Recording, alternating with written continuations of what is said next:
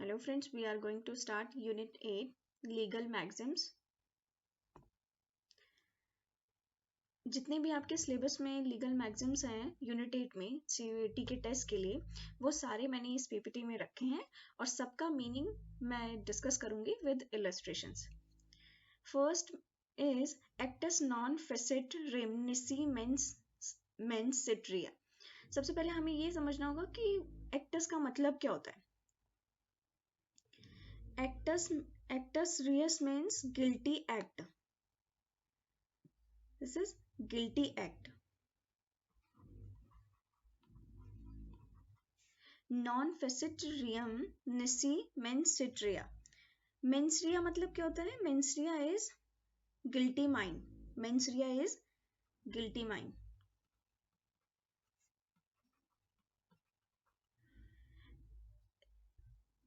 The act is not culpable unless the mind is guilty.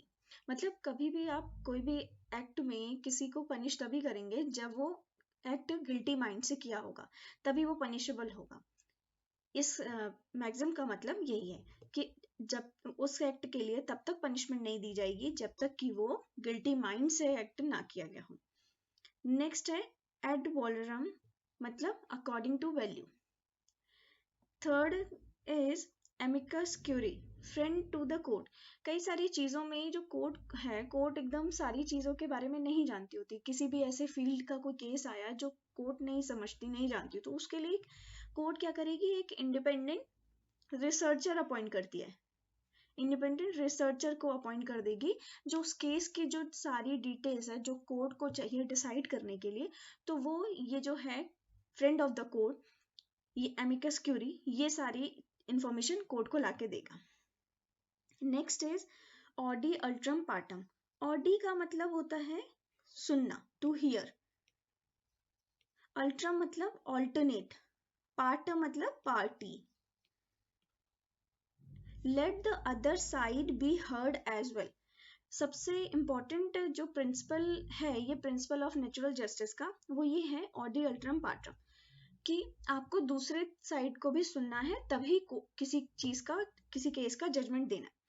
Next है एसेंशियो मेंटियम, meeting of minds और mutual consent. मतलब कोई भी चीज अगर जैसे मान लीजिए आप ले रहे हैं, कॉन्ट्रैक्ट की बात अगर करें तो कॉन्ट्रैक्ट में क्या होता है कि अगर हम कोई चीज खरीद रहे हैं, ए और बी के बीच में कॉन्ट्रैक्ट हुआ कि ये मान लीजिए कार खरीदेंगे और ये अपनी कार, ए जो है कार को बेच रहा है, तो ये जो बात कर रहा है ये अपनी ब्लैक कार की बात कर रहा है और ये जो खरीदना चाह रहा है बी, व्हाइट कार जो ए की है वो खरीदना चाह रहा है.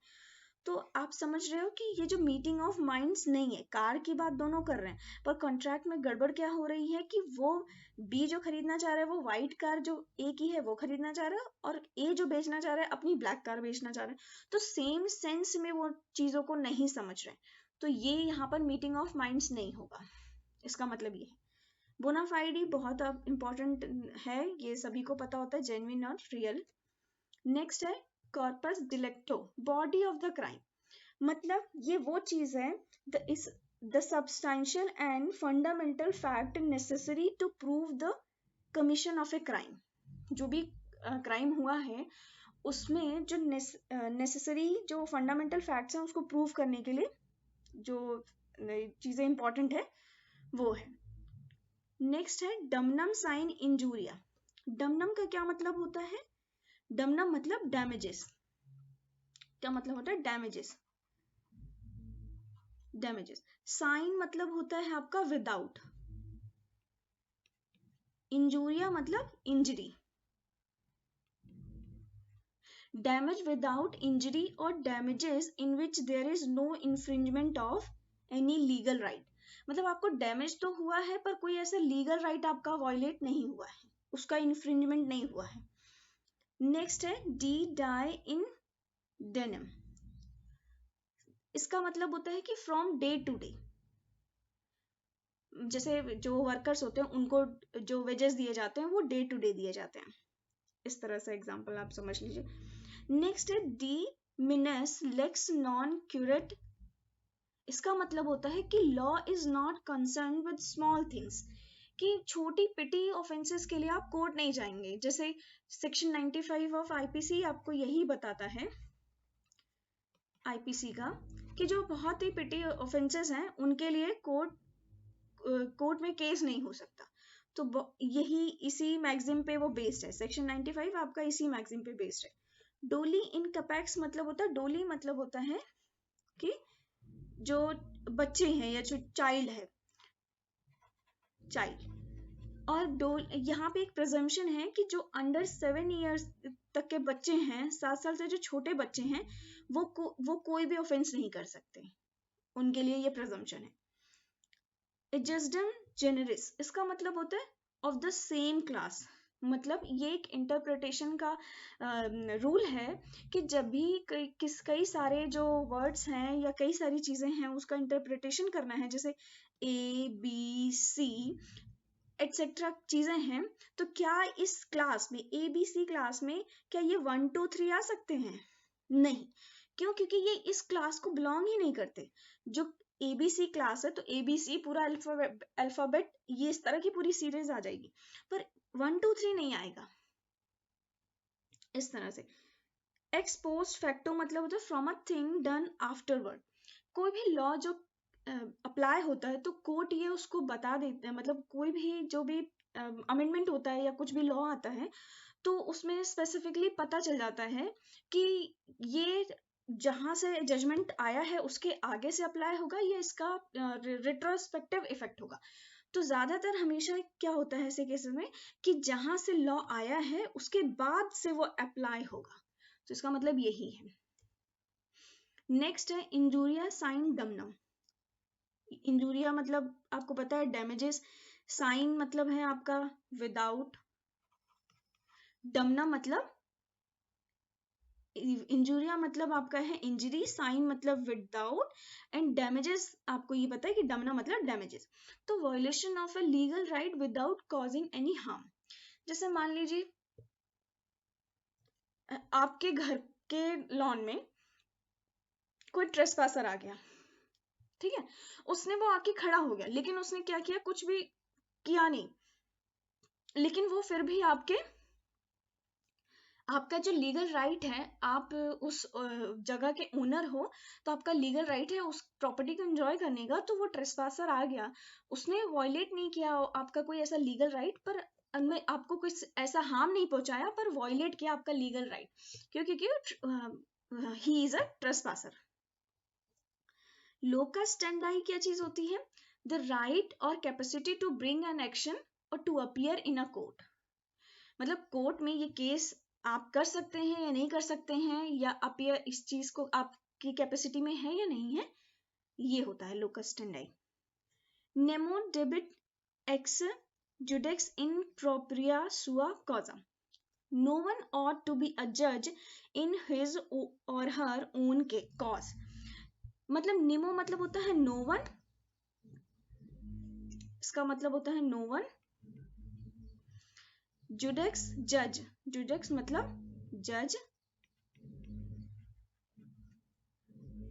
इन प्रोप्रिया सुआ कॉजा, सुओ मोटो मतलब खुद के केस में कोई भी जज नहीं हो सकता। जैसे मान लीजिए कोई भी प्रोसीडिंग चल रही है या किसी लड़की ने किसी उस पे सुपीरियर जो अथॉरिटी है उस पे अपने सेक्सुअल हरासमेंट का कोई केस लगाया है, कुछ भी उसकी इंक्वायरी चल रही है, तो जो इंटरनल इंक्वायरी डिपार्टमेंटल इंक्वायरी चल रही है, और क्या उसमें जो वही बंदा बैठ सकता है जिसके अगेंस्ट वो इंक्वायरी चल रही है?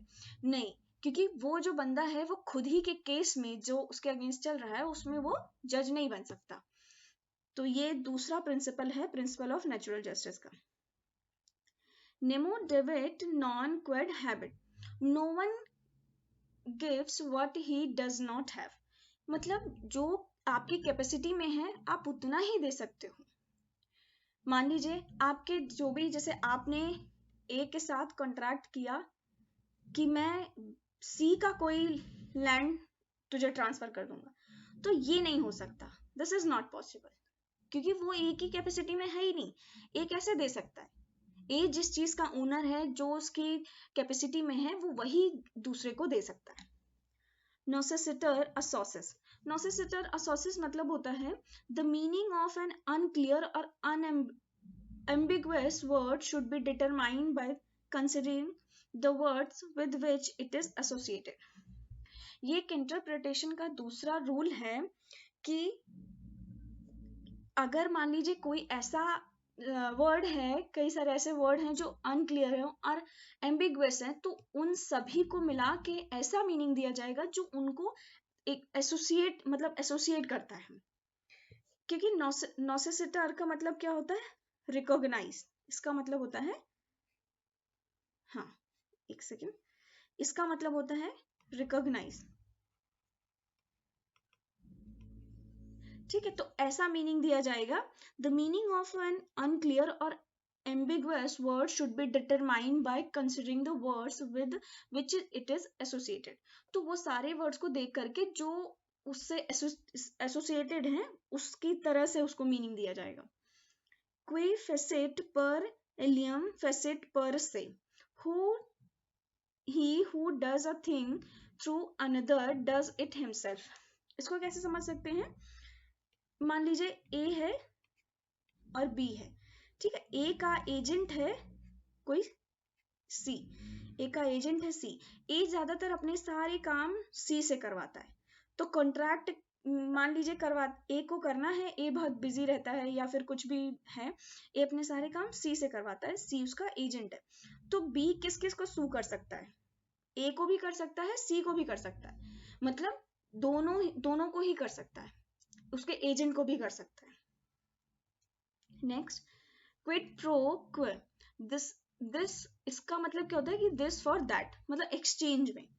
नेक्स्ट है रेशियो डिसेंडाई, द रीजन और the rational for the decision. मान लीजिए कोई भी केस का डिसीजन आता है, तो डिसीजन किस बेस पे आया है? एक second,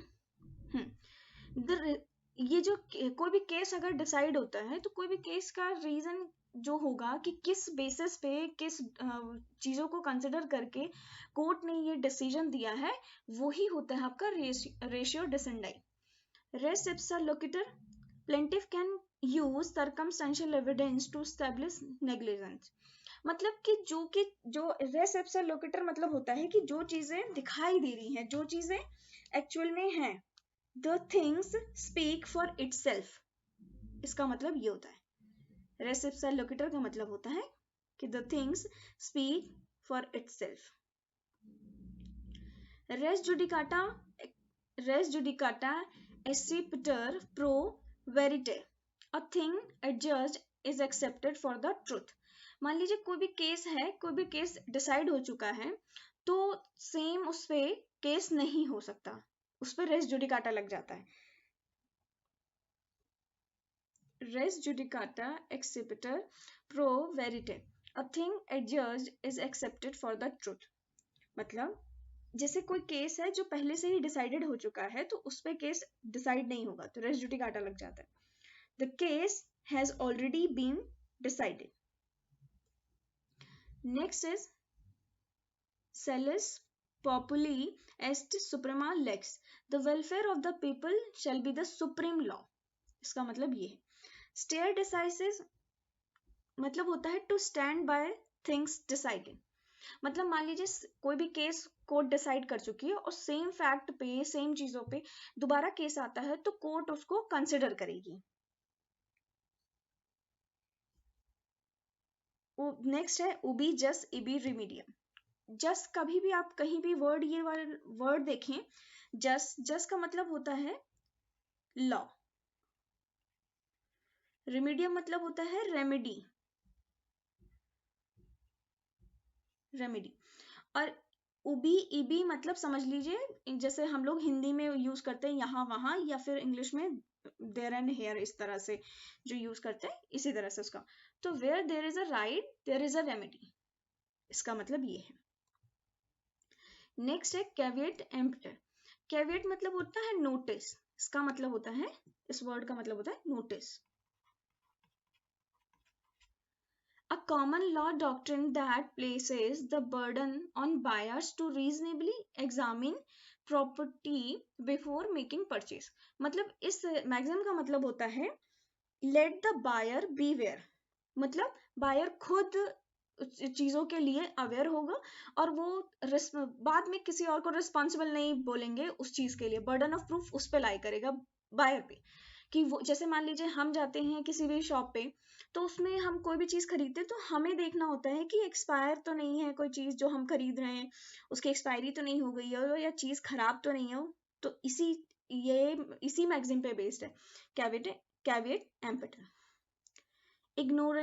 ignorantia facit excuset, ignorantia juris non excuset। Non कहीं भी लगा हो तो इसका मतलब होता है कि ये एक एक्सेप्शन है, किसी भी मैगजीन में ऐसा लगा हो तो इसका मतलब होता है एक्सेप्शन है। इग्नोरेंस जो फैक्ट का होगा वो तो एक्सक्यूज किया जा सकता है, ये आपको पता होगा कि इसका मतलब है इग्नोरेंस, और एक्सक्यूज इसका मतलब है एक्सक्यूज का मतलब है एक्सक्यूज। और ज्यूरिस आपको मैंने कहा बता दिया कि इसका मतलब होता है, इस वर्ड का मतलब होता है कहीं भी ये यूज हो ये वर्ड, इसका मतलब है लॉ।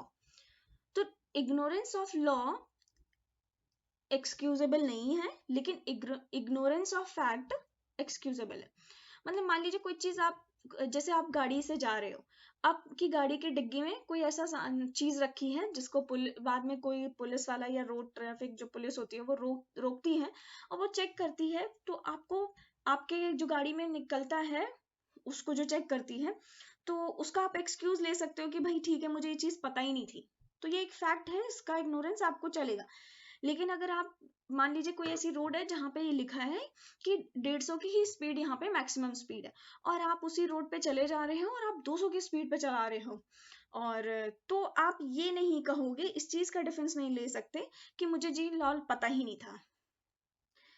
तो इसका मतलब यही है, ignorance of fact is an excuse but ignorance of the law is no excuse. Next है पर इनक्यूरियम। तो इसका मतलब होता है बाय देयर नेग्लेक्ट। मान लीजिए कोई जजमेंट आई है, वो हायर बेंच की है, 5 जजेस की है, 5 जजेस बेंच की जजमेंट है, और बाद में सेम चीजों पे सेम उस पे सेम तरह की प्रॉब्लम पे कोई दूसरा केस आता है, तो आप उसका दूसरा कुछ डिसाइड कर देते हो, उस जजमेंट को ध्यान में ना रखते हुए, जो प्रीवियस जजमेंट है उसको प्रेसिडेंट को ना वो करते हुए दूसरा कुछ डिसाइड कर देते हो। A judgment given without reference to precedent, इसका मतलब ये होता है। तो ये था आपका यूनिट 8, सारे लीगल मैगजीम है इसमें, और मैं पूरा बाकी जो सिलेबस है CUET का उसका लीगल स्टडीज का पूरा एक जो यूनिट है उसके सबका PPT बना करके पूरा सिलेबस कवर करूंगी। और आपको जो भी डाउट्स हो, कोई भी चीज़ हो या कोई सजेशन हो, आप मुझे कमेंट करके बता सकते हैं। Thank you for watching this video.